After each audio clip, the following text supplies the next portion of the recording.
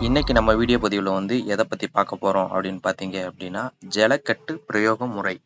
இந்த முறையை பார்த்தீங்க அப்படின்னா பல வழிகளுக்கு பயன்படுத்தலாம். என்னென்ன வழி அப்படின்னு பார்த்தீங்க அப்படின்னா தெய்வ கட்டுகள் அவிழ்க்கிறதுக்கும் இந்த முறையை பயன்படுத்தலாம். அதே போல் ஒரு நபருக்கு பேய் பிடிச்சிருக்குது அப்படின்னா அதை விரட்டுறதுக்கும் பார்த்தீங்க அப்படின்னா இந்த முறையை பயன்படுத்தலாம். அதே போல் ஒரு நபருக்கு இருக்கக்கூடிய தீராத ஏவலாக இருக்கட்டும், இதற்கும் பயன்படுத்தலாம். அதே போல பார்த்தீங்க அப்படின்னா, இந்த சிறிய குழந்தைகளுக்கு ஆ கொஞ்சம் பயந்த கோளாறு இந்த மாரி இருப்பாங்க. அவங்களுக்கும் பார்த்தீங்க அப்படின்னா, இந்த முறைய பயன்படுத்தலாம்.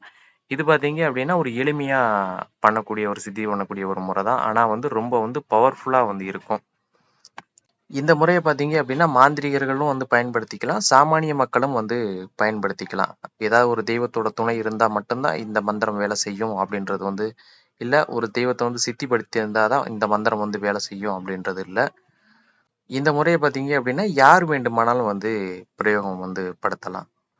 இப்ப இந்த முறைய பயன்படுத்துறது எப்படின்னு பார்த்தீங்க அப்படின்னா, ஒரு பௌர்ணமி நாள் அன்றைக்கு தேர்ந்தெடுத்துக்கங்க. அதுபோல பார்த்தீங்க அப்படின்னா, ஒரு இரவு நேரத்துல ஒரு குளக்கரைக்கு போய்க்கங்க. இது பார்த்தீங்க அப்படின்னா, குளக்கரையா இருக்கலாம். இல்ல அப்படின்னா ஒரு ஆறா இருக்கலாம். இல்ல அப்படின்னா ஒரு கடலா கூட இருக்கலாம். உங்களுக்கு எப்படி வாய்ப்பு கிடைக்குதோ அது போல போய்க்கங்க. அது போல பார்த்தீங்கன்னா, தொட்டியில தண்ணி இருக்குது நான் அங்க போய் பண்றேன்லாம் நெறைய பேருக்கு சந்தேகம் வரும். அப்படிலாம் பண்ணக்கூடாதுப்பா. அதற்கு முன்னாடி பார்த்தீங்க அப்படின்னா, விநாயகர் பெருமான வணங்கி, இந்த மந்திரத்த ஒரு 3 முறை அந்த விநாயகர் சன்னதியில உச்சரிச்சு, அதற்கு பிறகு பார்த்தீங்க அப்படின்னா, அந்த குளத்து கரையில நின்னு, அந்த குளத்துக்கு பார்த்தீங்க அப்படின்னா, வெத்தல, பாக்கு, பூ, பழம், தேங்காய் அதெல்லாம் வச்சு தீப ஆராத்திலாம் காட்டுன பிறகு பார்த்தீங்க அப்படின்னா, அந்த குளத்து தண்ணீல ஒரு இடுப்பளவு தண்ணீல இறங்கி நின்னுக்கங்க. இந்த மந்திரத்த பார்த்தீங்க அப்படின்னா, ஒரு 1008 முறை உச்சரிங்க. அப்படி தண்ணீல என்னால நின்னு பண்ண முடியல அப்படின்றவங்க குளக்கரையில அமர்ந்து கூட இந்த மந்திரத்த பண்ணலாம். அதே போல பார்த்தீங்க அப்படின்னா, வெள்ளை வஸ்திரம் உடுத்தியிருக்கணும். நீங்க பார்த்தீங்க அப்படின்னா, வெள்ளை வஸ்திரம் உடுத்தியிருக்கணும். 1008 முறை இந்த மந்திரத்த உச்சரிச்சீங்க அப்படின்னாவே, இந்த மந்திரமானது உங்களுக்கு சித்தியாகும். அதே போல ஏதேனும் தெய்வங்களுக்கு கட்டு அவிழ்க்கணும் அப்படின்னா, அத ஒரு பௌர்ணமி நாள் அன்றைக்கு மட்டும் தான் பண்ணணும். கலசம் வச்சுக்கங்க. கலசம் வச்சுட்டு பார்த்தீங்க அப்படின்னா, அதில கொஞ்சம் மஞ்சள், 3 வில்வ இலை, 2 வேப்ப இலை போட்டு பார்த்தீங்க அப்படின்னா, இந்த மந்திரத்த ஒரு 108 முறை உச்சரிக்கலாம். இல்ல அப்படின்னா ஒரு 11 முறை உச்சரிக்கலாம்.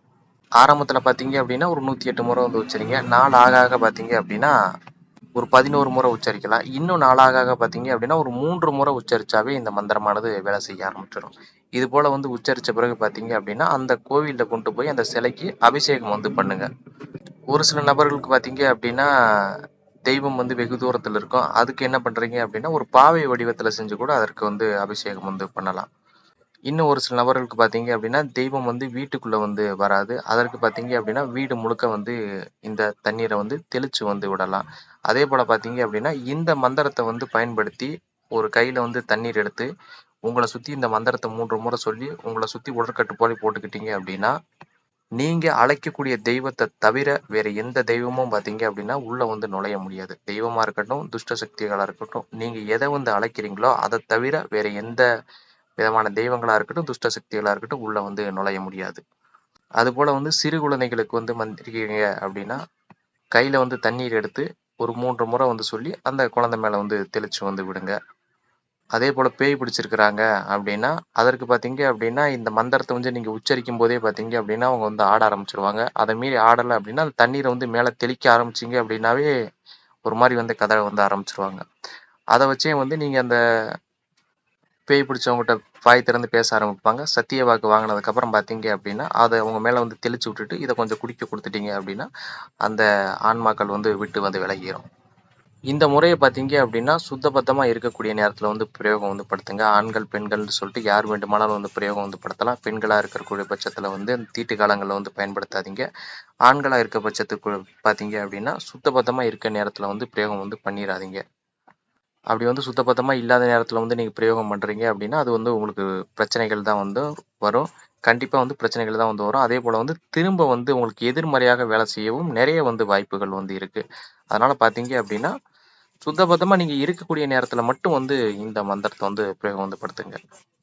மது, அசைவ உணவுகள் இது போல் இல்லற வாழ்க்கையில் ஈடுபடுறது இதெல்லாம் பார்த்தீங்க அப்படின்னா இல்லாத நேரத்தில் வந்து பயன்படுத்துங்க. அதுபோல் இருந்தீங்க அப்படின்னா ஒரு 3 மணி நேரம் சென்று குளிச்சுட்டு அதற்கடுத்து வந்து பயன்படுத்துங்க. இது பார்த்தீங்க அப்படின்னா ஒரு எளிமையான முறை தான். ரொம்ப வந்து பவர்ஃபுல்லான முறை.